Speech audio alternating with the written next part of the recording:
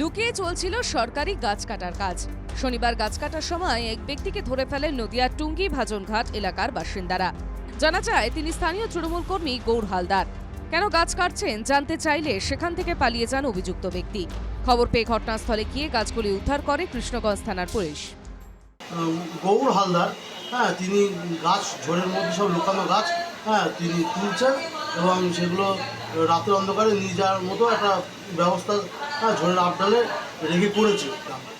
তখন আমরা স্থানীয় প্রশাসনকে জানালাম, প্রশাসন এসে গাছগুলো তুলে নিয়ে গেছে এবং সঙ্গে সঙ্গে উনি পালাতে।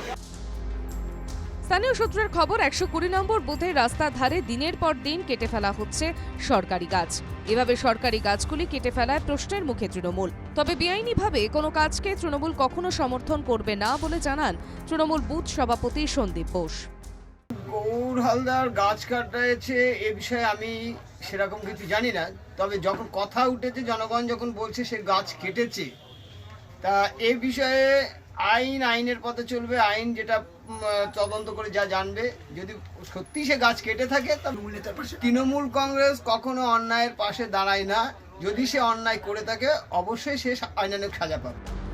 দিনে দুপুরে এভাবে লুকিয়ে গাছ কাটায় প্রশাসনকে দায়ী করলেন স্থানীয় বিজেপি নেতা অমিত প্রামাণিক। তার অভিযোগ, তৃণমূলের নেতাদের পরিচিতরা অপকর্ম করে বলেই প্রশাসন উদাসীন।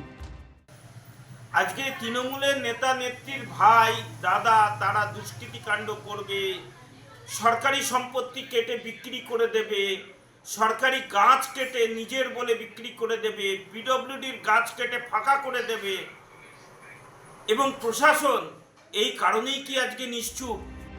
দিনের পর দিন চুরি হচ্ছে গাছ। গাছ কাটার অভিযোগ উঠেছে তৃণমূল কর্মীদেরই বিরুদ্ধে। এরপরও কেন কোনো ব্যবস্থা নিচ্ছে না প্রশাসন, প্রশ্ন বিরোধীদের। নদিয়া থেকে সুরজিৎ দাসের রিপোর্ট, এনকেটিভি বাংলা।